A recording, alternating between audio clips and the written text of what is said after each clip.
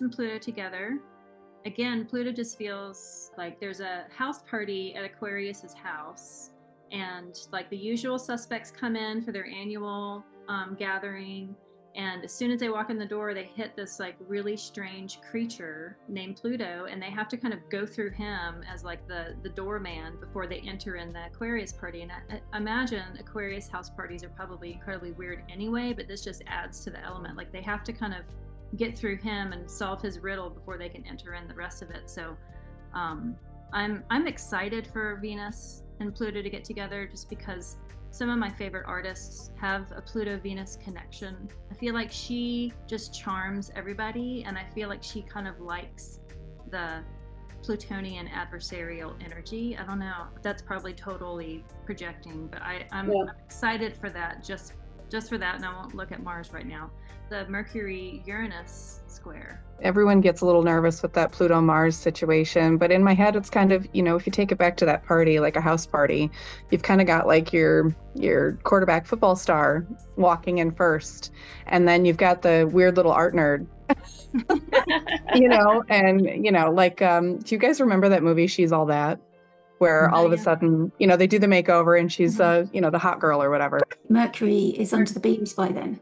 So right. And Venus has got that whole sign. Well, yeah, he's under the beam, so he's combust, and then he's approaching his exile and fall, that he may not be of much help. I'm interested about the Mercury-Uranus square. At that point, you'll have just moved past it. So maybe on the 16th, as he's applying to that. Again, it's just those fixed signs are going to get like a churning of all that air energy. I did a little bit of research, just looking back on the second ingress of Pluto into Aquarius, and then looked up kind of when there were similarities because of all this energy. And I found two things. So in 1778, February 2nd and 5th, the Pluto and Venus and Mercury were all kind of running into each other, and that was the second ingress. The first one was like 1777, late 77, and then 78. It ingressed for kind of the majority of the year, similar to this year, and then it did it again the following for that full cycle. And what I found was that this was during the Revolutionary War, right? And it was on February 2nd, when Pluto and Venus were conjunct, France recognized the United States as its own country. It had already declared its independence and had been fighting the British, but it made me wonder about the idea of the sun being exiled, and the sun at home in Leo as like a symbol of royalty and dominion, and then the sun being in Aquarius of being away from that. And so planets just being in Aquarius, there's discussion about, is Aquarius really the rebel, because they're a fixed sign, but the idea of wanting to just separate, it didn't feel like it totally fit, because Venus and Pluto, you wouldn't think Venus would be necessarily correlated to war or political relations, but there was an early alliance between France and this new republic. And Venus, the nature of Venus is the sextile, and it's like the first aspect. So it was like the first attempt for France to kind of reach out on a limb and help this country that had defied itself from the royalty and that kind of rebellious spirit of Aquarius.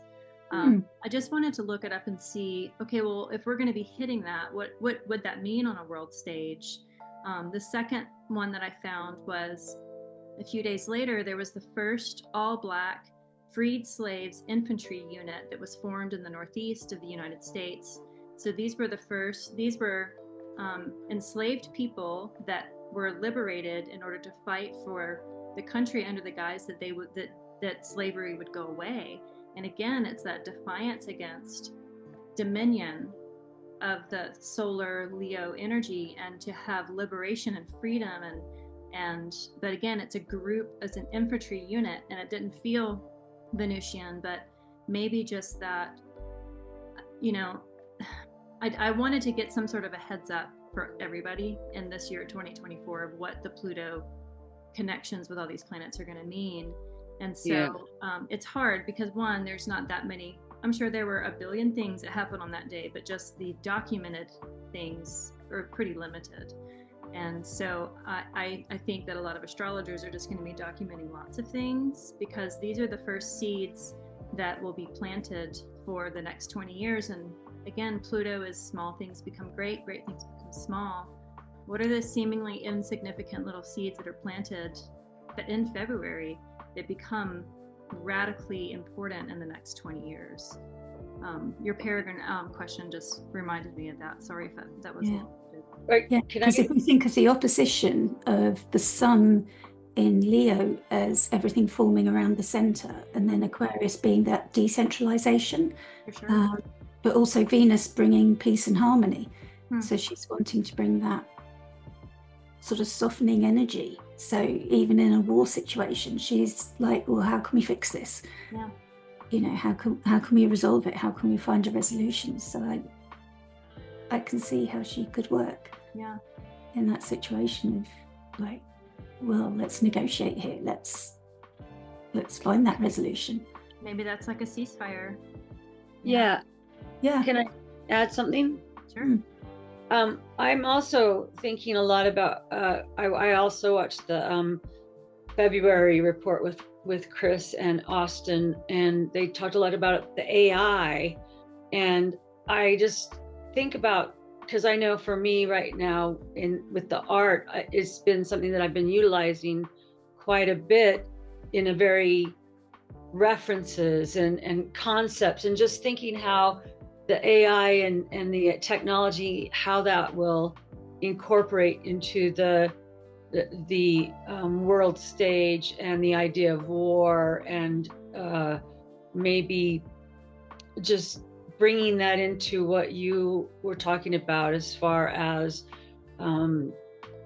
those seeds that are planted. Yeah, and how that small thing might over time become quite something, or revolutionary, or change, and maybe change the way that we fight our wars, or and it'll be a war of technology or words, or yeah. I mean, a defense for artificial intelligence is that, I mean, as a woman 100 years ago, I would not have had a washing machine and a dryer. Exactly. And to have access to kind of free yourself from things that we can program a machine to do, if you have all of these things taken care of, then you can put your mind and your hands to something else.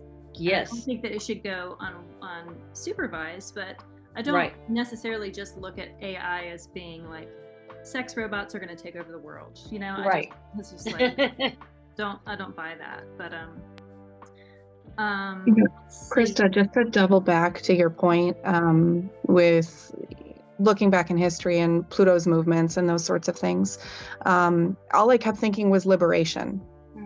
Ideas different from the norm and liberation. And for me, that's where Venus comes in.